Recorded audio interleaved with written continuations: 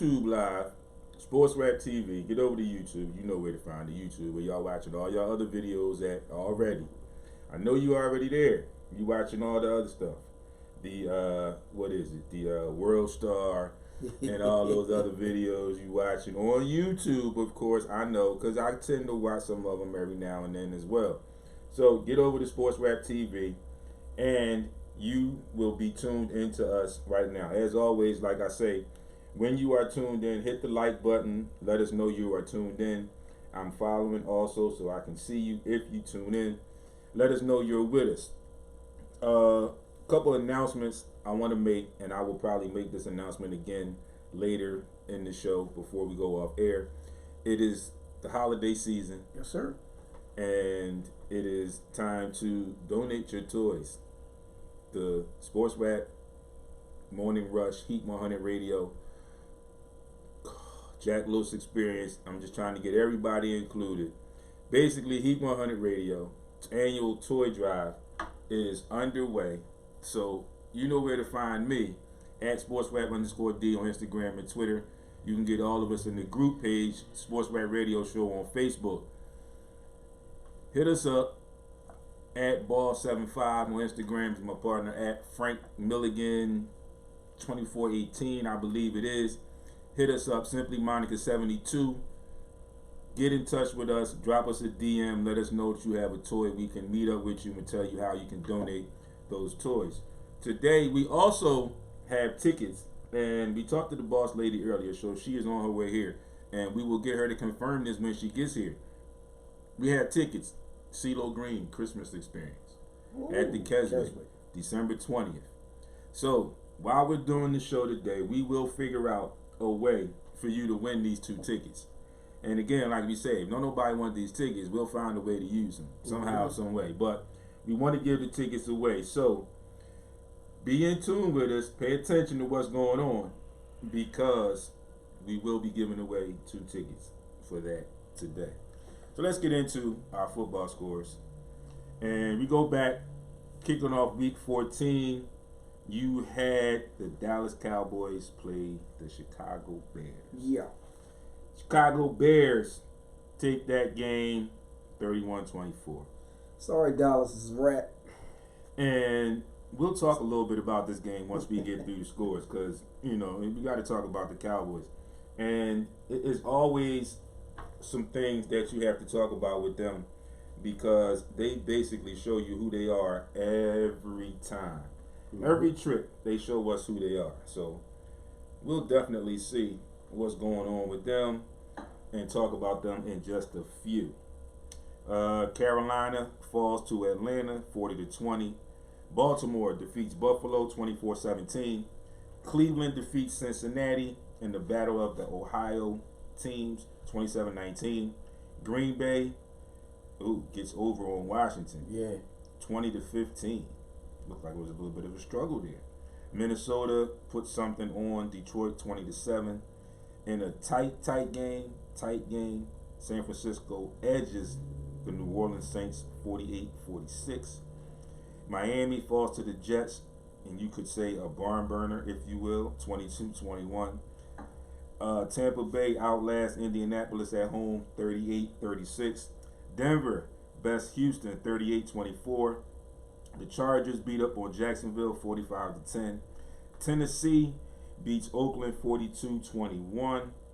Kansas City beats New England in Foxborough 23-16. Pittsburgh outlasts Arizona 23-17.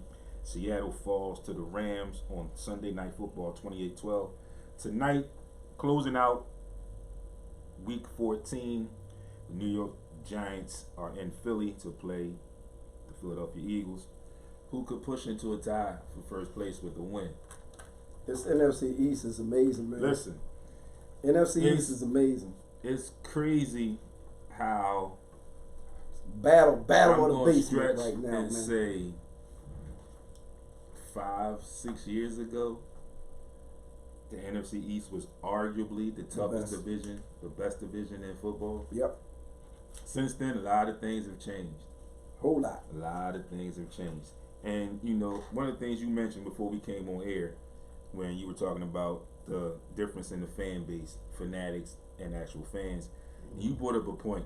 And you brought up a point, I think it was you said, when you start talking about facts, then you're a hater. Mm-hmm. So, I guess I'm going to be a hater for a second, for all intent purposes. And I told people in the beginning, when the Cowboys started out, 3-0, I Right. believe it was. Started out 3-0. And I told people that I don't really want to go on that because that schedule is somewhat overblown, I believe, right now. At that moment, it was 3 teams that they should have beaten, Mm-hmm. and they beat them. So I really didn't give them a lot of credit for that. I mean, they got the credit for the wins. It is what it is. But those are things that if you want to call yourself a good team, those are teams that you beat. Teams that you should beat or you're supposed to beat. Mm-hmm. That your talent level is above, you should beat them, and they did. But now they're getting into the meat of their schedule, or they've gotten into the meat of their schedule, and they've showed their mettle. Right. And you know, the funny thing, we talk about how bad the NFC East is right now. It's bad, but the crazy part is, as a fan, a lot of the Eagles fans are in the mode of shifting now. They got Sixers basketball, so they're really shifting right now. Right. Right. Because everybody is pretty much on the vibe that it's a stretch for them to make it. If somehow they make it, they're one and done. Right. You pretty much, the writing is on the wall for that. Right. If that happens, if it goes that way. But you got to look at this division, and the division is up for grabs. And you know, they always say, well, they're mathematically not out of it, but for all intents and purposes, they are out of it. And so whoever makes the playoffs from this division will have to win the division. Right. To get in. To get in. You're going to have to win the division. It's only going to be one. Yeah, it's only going to be one, and it's only going to be the division winner. Now, the crazy thing is, Cowboys are right now still sitting in first place by themselves. The Eagles win tonight, they could pull into a tie. Mm-hmm.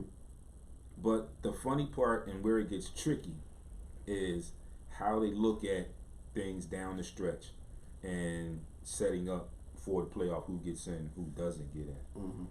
So initially, a lot of things I think they go by overall record, of course, and they go by divisional record, they go by conference record. So one of the things where the Eagles have a smidget of an advantage, and I'm sure a lot of people probably didn't think of it this way, they didn't look at it this way. They still have to play the Cowboys one more time. So initially people are saying, well, the tiebreaker is this. Right. So they would have to really beat them by more points than they beat, you know, and all that kind of jazz. Okay. But here's the thing. Cowboys are helping them by not winning. Losing. Right. And beyond the factoring in of the tiebreaker, then you go to division record, and then you go to conference wins and overall wins. Mm-hmm. The Eagles have beaten 3 teams that the Cowboys lost to. Correct. One of them is really irrelevant, the Jets. Mm-hmm. The other 2 are in the, well, one other one I believe is in the playoff hunt. Green Bay and Chicago. And both teams are pretty much now in the playoff hunt. Chicago's, yeah, they're in the mix yeah. somewhere, some kind of way. But the Eagles beat both of them. Mm-hmm. So the Eagles could win out. They could. And by a slim, slim chance, if the Cowboys keep doing their reeling like they're doing, the Eagles could actually lose to the Cowboys again and still have a chance at winning the division because of that conference and that overall differential record where they have the upper hand on the Cowboys. Right. And the Eagles have a chance to catch up, like we've been saying, because the rest of their games now are division games. So what There's this what you got tonight. Mm-hmm. They got the Giants, and then they got the Redskins, then the Cowboys, then the Redskins again. So they've got 4 division games that can which help I thought the NFL did a real good job a couple years ago with putting those games at the end because now you're not just going to sit guys. Right. You can't sit them. You can't afford to sit them. Right. But like you said when we was talking off air, talking about fans and being fanatic and what's factual and what's not, what's fact and what's fiction. Right. The numbers are, here's the fact, the numbers are that they still have a mathematical chance of getting in. Crazy mathematical chance. The Cowboys are losing out. Yes. If they can continue to win out, they can sneak up in there. Once you're in the playoffs, anything can happen. Don't get me wrong.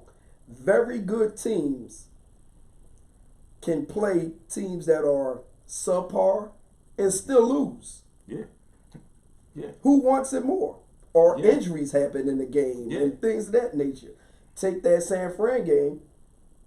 The minute that their tight end got hurt, it took away their whole offense. Yep. They had to scrap that playbook. They had to figure something out. You know what I mean? And the same goes for when you make it to the playoffs. If you make it to the playoffs. Now that Right. AFC playing that 3 seed it would be. Yeah, I think so. So that 3 seed in the NFC, you figure San Fran is number 1, the Saints are number 2. That would probably be Seattle. Seattle or Green Bay. Or Green Bay. Mm-hmm. So if the Eagles were to get the 8th seed, they would be looking at possibly Seattle. Yeah. Seattle just lost a running back. Uh-huh. Their other running back is looking at another year getting 1,000 yards, but he leads the league in fumbles. Yep. You know what I mean? Right. We can't beat Seattle. Mm-hmm. For whatever reason, the 49ers just cannot beat Pete Carroll.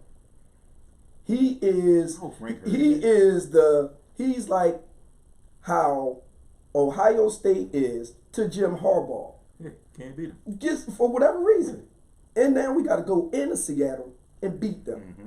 So that's going to be a game for the 49ers because that's the last game of the season. And if those records are still a little tight, they'll get the tiebreaker over us. Right. And that changes the whole dynamic. The whole dynamic. Changes the whole dynamic. Yeah. And I mean that was the strength of our schedule, but now you're looking at the NFC East where guys are 6 and 7 or whatever. You know what I mean? It's you got 6 and 7, 5 and 7, 5 and 7, 3 and whatever, and 2 and whatever. Right.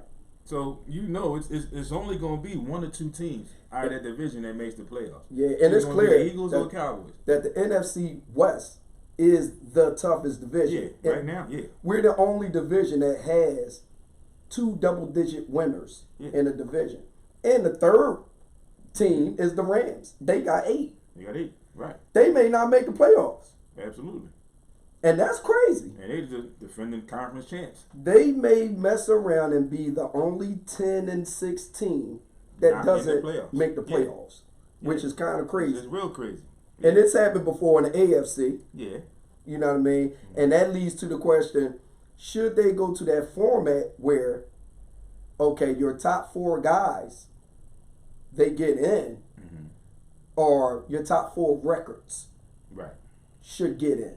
Yeah. Not because if your division stink, I don't think you deserve to be in there if you 8 and 8, just because you won your division. Yeah, and we've seen that happen. And it has happened. 7 and 9.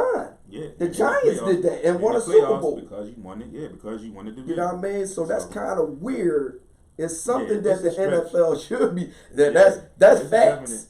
It's a definite stretch. There's no fiction here. That's facts. The facts is there's going to be a winner out of this NFC East. Once you get into the playoffs, anything can happen. But the tougher teams are not in the NFC East. Absolutely. There's a lot of losses in the NFC It's a lot there. East. It's a lot there. So before we give our picks for week 15, and we'll talk a little bit more about a couple more of these games, a couple other games. We pretty much know is now showing who they really are, who I thought they were from the beginning. I always felt like Dak went as well as Zeke could help him. Mm-hmm. If Zeke is not running the ball, they're not giving the ball to Zeke, which they do enough, but if something's just not working right, then Dak struggles. Mm-hmm. And he's been struggling the last few weeks. You know, like it's basically the same, similar to what Carson Wentz. Little tosses to the flat that he's missing. You know, and you know they've got all this air and everything about the coach and whatnot.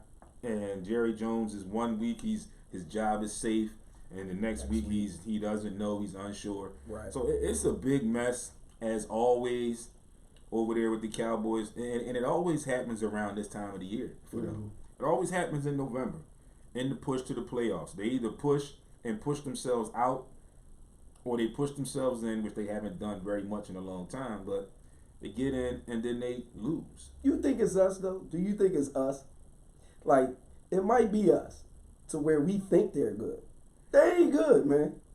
They've been labeled America's team. Yeah. But they ain't good. Like, they've been even when they was terrible, people still thought they was good. Mm-hmm.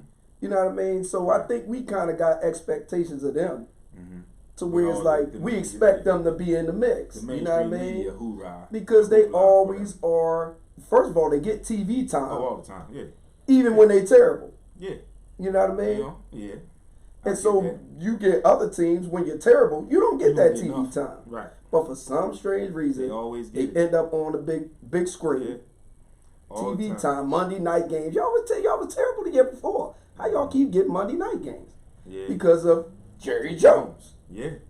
So we kind of put them in the link where we just think that they good. Right. They ain't that. Their defense is terrible. Yeah.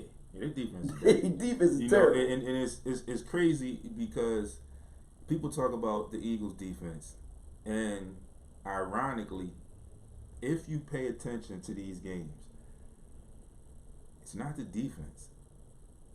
And I'm not saying that the defense is playing perfectly, playing great and knock them out football. They're not. Right. But they're playing good enough.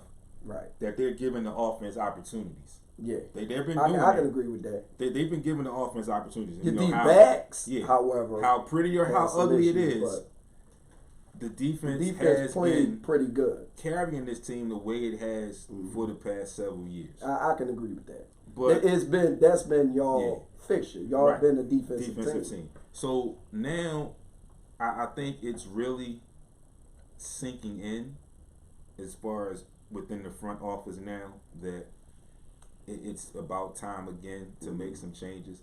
Yeah. And I mean, I know it's 2 years removed from the Super Bowl. That's over with now. Yeah. You won it. You celebrated it. You and came back. You had to fight to get in the playoffs the following season. You did that. You snuck and won a game, and you got bumped out. Now you're back in the same position again. Yeah. So now what now? Right. So I think it's starting to sink in where there's a lot of talk most recently about some considerable changes as far as coaching staff and other things. I think it starts there. And ironically, I don't believe it's going to be Doug. I think it's going to be his supporting cast. Yeah, it's going to be the offensive coordinator. Yeah. Now, one of the things I mentioned last week about this same situation, when they had the names floating around, and the two names that have been initially floated around are Mike Kafka and Dan Quinn for the defensive side. But one of the things I said about that situation as far as the coaching, and I looked at the coaches and I kind of split them, put them on one side, each on one side of the fence. And what I said about the defensive side with Jim Schwartz, I said it's just kind of like I felt when Andy Reid got let go. It's just time. Right. That marriage, that relationship has run its course, and it's not getting any better. We've seen, for a better word, we haven't even seen it get worse. Right, it hasn't. It's been consistently bad. Right. So you can't even say it's gotten worse. So I think on that side of the ball, I think it's just time. Like, it's not bad because, like I said, they still have been surprisingly doing their job, if you will, in some of these games. Offense just can't get them over the hump. Offense just can't do it. Well, the offense just can't seal the deal. So that's why I say, that's just my opinion. I think that on the defensive side, it's just time to just make a change and see what happens. Do you think, let me ask you a question, Dave, because this was a question I asked, and we was in the shop, we having a lot of dialogue about it. Me being a Niners fan trapped in the Eagles' nest of Philadelphia, we got some Dallas fans out here, whatever, but do you think that offensive line and the way the offense has been functioning all year for y'all, kind of inconsistent, And normally, like you said, the defense has been the pivot for y'all. Do you think that those linemen that knew Carson Wentz was being a little goofy at doing that championship run as a teammate, not being a true teammate, like he admitted to, he could have been a better teammate. He was a little salty that he wasn't playing and all that. Right. Do you think those guys still hold that? Do you think that, because as a player, you know, like I know, as a player, if we send next man up and we a team, but the guy that literally will end up being your leader, right, is not really on his team vibe, yeah, could that play a part in the chemistry between that quarterback and that line, even if he apologizes? I think it could.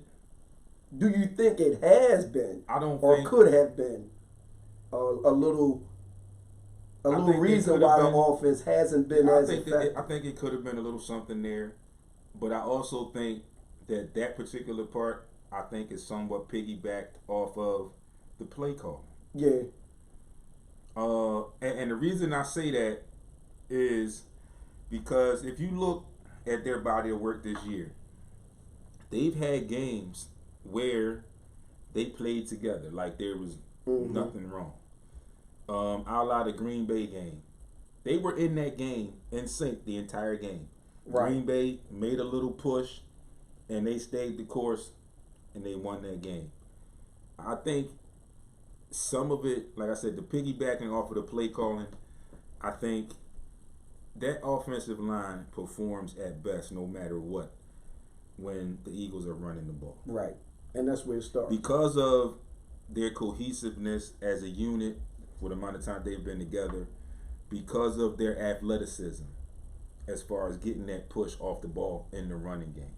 And like people may not understand, it's like, well, they athletic, but the other dudes are bigger, faster, and strong. Yeah, but when you push off that offensive line, off the ball on some of these big, fast, athletic, and you're running it down their throat, that force, when they meet, it kind of gives an advantage to the offensive line. Yeah. They're already going forward. Right. Like, I got to get caught and adjust, so to speak, and go.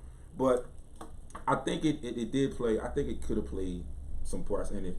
With some of the games I look at, the Detroit game should have been a win. I think it could have had some effect on that game. I think it's always. And I don't think it's something that can. I don't think it was something that could have been detrimental to the entire season. I don't think so either. I think it was detrimental to some of those games. In specific times. Like I said, the perfect example, that Detroit game, I think it was some there. It was another game. Maybe even the Minnesota game. You know, like I know, that there's going to be a time where those linemen, they get together, and it could be something that may have been said during the course of the game, where later on those linemen like, man, this dude, you know what I mean, he ain't, you know what I'm saying? Yeah. That stuff always comes out. It never, ever kind of goes away.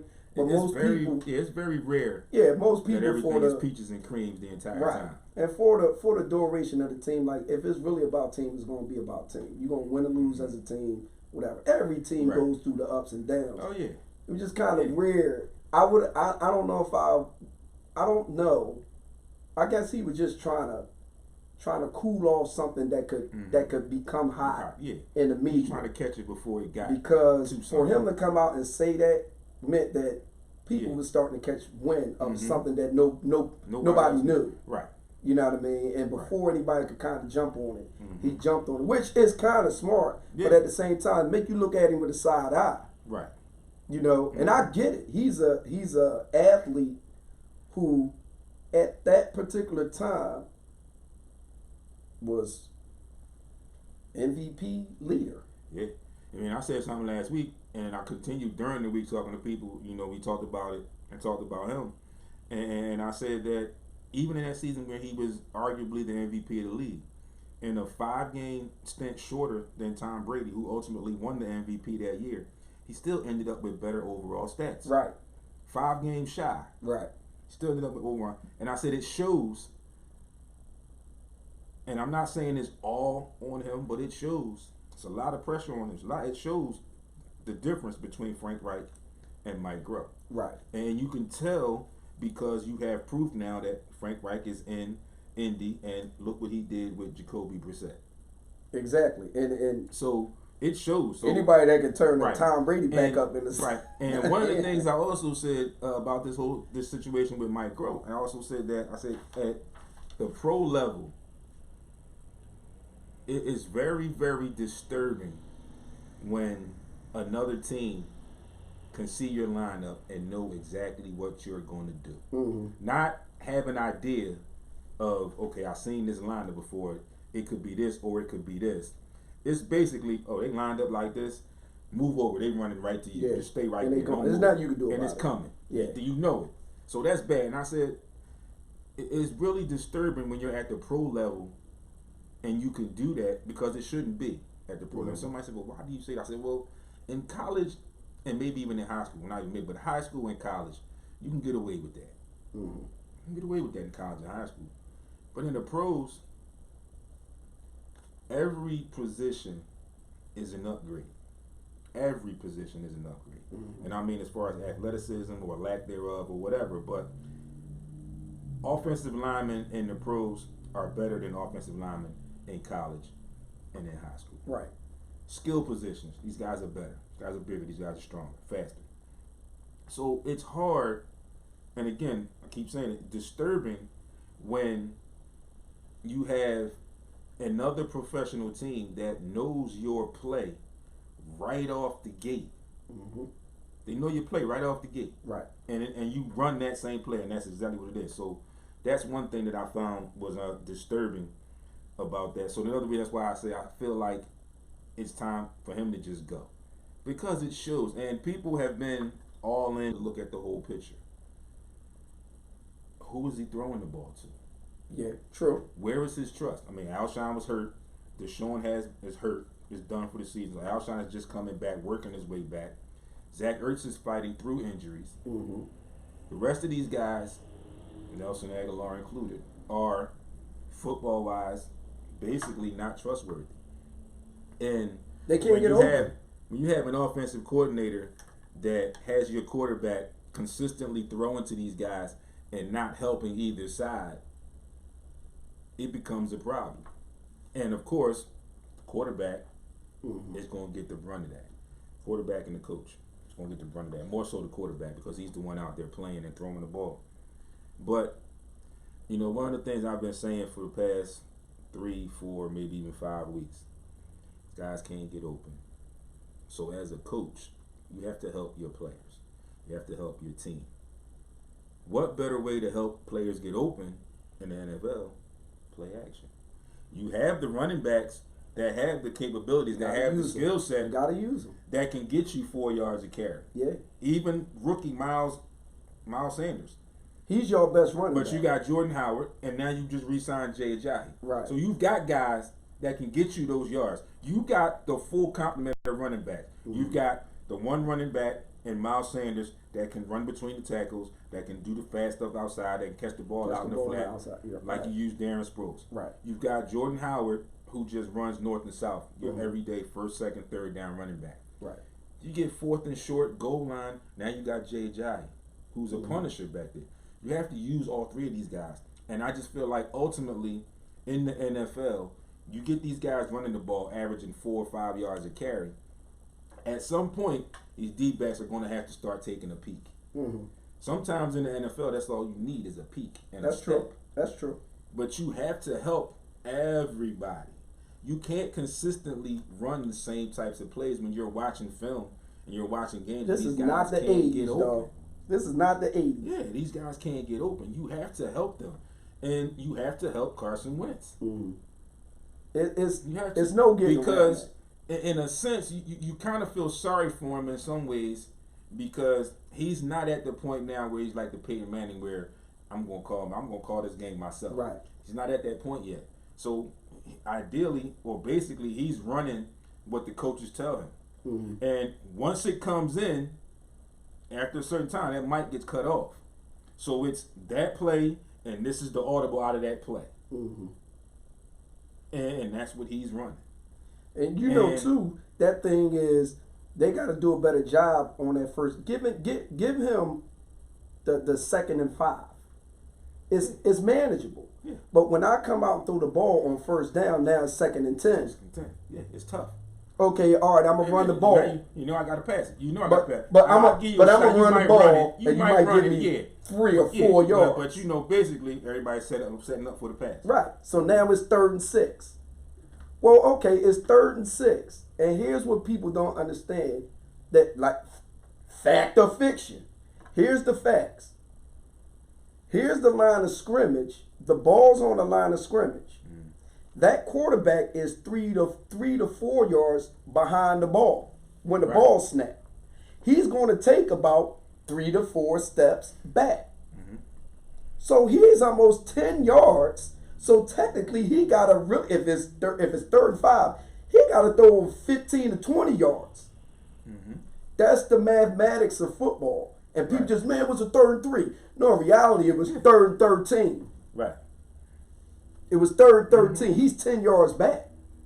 Yeah. So it's not as easy as people think, but it becomes easier when on first down, you run the ball with that young boy Sanders, and you get 5 yards. Or you get 4 yards. Yeah, and now we 2nd and 6. Now you got some leeway. I got options. And you got, as we like to say, I can run it again. You got some gray area because you still got 3rd and 4th. Exactly. I can now drop a pass out to the flat, maybe get 3-4 yards, maybe get a first down. Now you got 2 attempts to get that 4 you got or 6 more yards. options. You got to give him a little more options. I know he ain't been playing all that good. Right, but you got to help him out. Yeah, you gotta somehow, some way. Yeah, you have to help him out. Yeah. So let's move into our Week 15 picks. So again, before we get into that, we got, like I said, to close out Week 14. We got Monday Night Football. The New York Giants are here to play the Eagles. I'm stretching here, but I'm going with the Eagles. The Giants have made a switch to quarterback, put Eli back in the game, and you know what the Eagles have done to Eli recently, and him being out of sync with those guys for not playing for a while. So put the pressure on. I'm going to go with the Eagles at home on Monday night to take that game. And I'm going to go with them. I'm going to go with the Birds. I've been talking trash, but I just don't see them losing to the Giants right now. Giants I don't see that either. They stink. Yeah, they and I can't give one. My man Ty said 26-10. It might be worse than that. Yeah, it might be. It might be. I'm talking trash, but it might be worse than that. I can see 26-10 because of the weather. It's supposed to be rainy and if they run the ball, run the ball. But you got to run the ball. Run the ball. Got to run the ball. So we move into Week 15. And we start on Thursday. New York Jets at the Baltimore Ravens. Jets and Baltimore, gotta go with Baltimore. Yeah, go with the man, Lamar right now, Jackson. Baltimore is the best team in the league. New England at Cincinnati. I think New England gets this one. New They England lost what? They just road. recently lost 2 or 3 in a row. And Frank, I told you that I felt like Kansas City was going to beat them. I told you that. Tampa Bay at Detroit. It's a toss up here. If I was betting, this would probably be a push. I'm a stretch. I'm gonna go with. I'm gonna go with Detroit at home. I'm gonna go with Detroit. Yeah, I'm gonna go with Detroit. I don't trust James Winston at all. Chicago at Green Bay.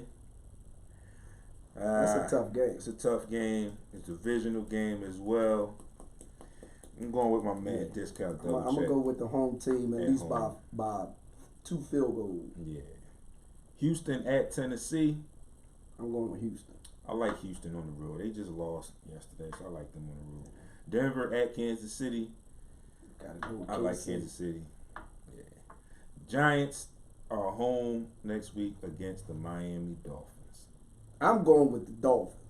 Believe it or not, I like the Dolphins as well. Dolphins over stinking Giants. Philadelphia at Washington. I like the Eagles in that game. I'm gonna take Philly over Washington. Seattle at Carolina. I'm going to take Seattle. Jacksonville at Oakland. Another tough one. Man, Oakland been stinking it up too. Yeah, I'm gonna go with Jags traveling. I'll go with Oakland just to go against the grain. I'll go with Oakland. Cleveland at Arizona. I'm gonna go with Cleveland. They got momentum. I think I'm gonna go with Cleveland as well. Minnesota at the LA Chargers. Something about Phillip Rivers at home, man. Yeah, I gotta go with. I'm going I gotta with the go with the Chargers. LA Rams at Cowboys. I'm going with the Rams. In Dallas Stadium. Sorry, the church, Rams. but I they're like going the Rams. down, dog. I like the Rams. Just because y'all always on TV and y'all stink. The Niners at home against the Falcons. Going with my boys. Yeah, I The gotta Niner go. Nation. I gotta go with the Niners in that one. Buffalo at Pittsburgh. I'm going with Buffalo. I like Buffalo. In as well. Pittsburgh. New Orleans at home against Indianapolis. And going with New Yeah, Orleans. I like New Orleans. They're coming off a tough loss. I like them at home. So, folks, that is our picks for Week 15. Before we take our next break, leading right up into it, on the clock, you know what it is. We pick a number from 1 to whatever. We ask a question. We both, or all three of us, when there's all three of us here, we ask a question. I wish Monica had gotten here earlier. We could have threw her in on this part too as well. But nonetheless, we are on the clock. On the clock. On the clock. Got people tuned in. Yeah.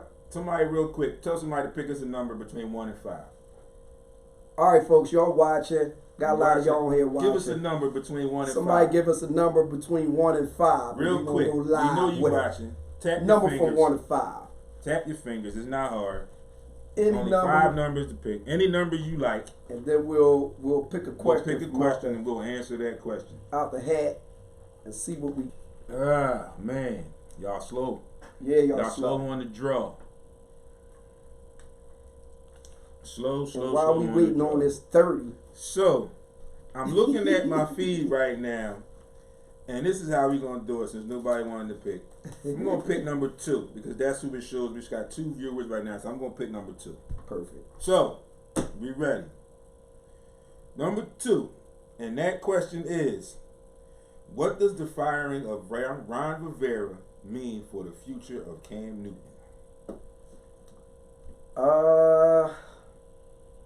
I think for Cam Newton, it kind of means that we might be seeing the end of him in a Carolina uniform. Mm-hmm. He was hurt, and he's getting back into shape from being hurt. Question is, will he even play this season? Yeah, I don't think he's going to play this. And so, if he does not play this season, there's a possibility that he's gone. Mm-hmm. You know, and they may start back into their rebuilding process and going from there. But for some reason, I just think that firing Ron Rivera, I think, was a little premature. I think they should have just waited that out to the end of the season. And if you're gonna get rid of both of them at that time, you know, that's your way of saying I'm cleaning house. Yeah, do it as a package deal. But yeah, I just don't think for Cam Newton, Carolina, I don't think it's no longer a good fit. Yeah, I don't think And so. I think they're gonna move on. Mm-hmm. They're gonna move on from Cam. So Cam may be in a new uniform next year. Absolutely. So, a lot of things you just said, buddy, I agree with. I think that this means that Cam Newton has played his last days in Carolina black and silver. Yep. Where he'll end up is the biggest question. I say that because of the injuries and the subpar play before the injuries, which led me to believe, and I said this a few weeks back, and you know, somebody was talking about how his play was, and they had a stretch where he had like 4 or 5 really bad games in a row. And I said, you know, when I heard that, I went back and I looked at one of those games in that stretch. He just didn't seem right to me. Nah. And I told people, I said, you know, I think that injury is one of those nagging injuries for him right now. He didn't seem comfortable. And he didn't seem comfortable. Yeah. He was making mistakes that he normally didn't make. You know, he just overall just didn't look like the Cam Newton that we were used to seeing. So, yes, I think the firing for Ron Rivera means that it's the end of the era in Charlotte for Cam Newton. Not a bad career. It just Not at got all. to the point where he got injured. I think he came back a little bit too soon, possibly. And it was just bad, you know. He is our only Latino head coach in the NFL. Yeah, well, he was. He was. So who's going to be the second? Or Right. is is that profile of him going to be the profile of every Latino coach that comes along? Right. You know, he's the standard. Yeah, absolutely. For Latino coaches, and it's not a lot of Latino coaches in the league. It's not a lot. It's not a lot of black head coaches in the league. Right, it's not. So Definitely I think not. for him, you know, a lot of people, you know, I've read some stuff on him where he said that a lot of people were kind of upset that he kept his family as close to the team as he did, but he wanted to show the men that he was coaching that this is what you do. Your family should be close to you, and we are a family. So he created a culture. Yeah, he did. In Carolina, and it's not a bad culture. And it's not. You know, I think, like I said, I think it's just, you know, I think just with the subpar play and the misses in drafting, other than McCaffrey, it's just wasn't enough there. Yeah. You know, and again, it could also have been one of them situations where that relationship is just run its course now. Yeah. It's about that time. Yeah. So, with that being said, folks, we're going to take a quick break. When we come back, we will pick up with that one topic that I mentioned earlier when my partner gave me the side eye. And I think he's going to enjoy it. I think we'll enjoy it. I think you will also enjoy it. And when we talk about it, you'll know exactly where it came from and what it is. And we're just going to give you our take on that entire situation. It's been in the mainstream media, so you've seen, like I said, once we begin, you'll know what we're talking about, and you'll see, you can compare whether you like our interpretation or the mainstream media's interpretation, which we feel like, or I feel like, you'll definitely like ours a lot better, because we're going to give it to you straight with tickets to give away, the Keswick. And if you were tuned in, talking our NFL segment, I mentioned two names that were front runners or initial names shouted out to replace coaching staff for the Eagles. Give me those two names, and in the group, Facebook group, SportsRap Radio Show. If you know those two names, or you can hit me up on Instagram at SportsRap_D. Give me a message, send me who those two names were, and we will see about you getting some tickets to see CeeDo Green and the Christmas Experience. We will be back on the other side with that special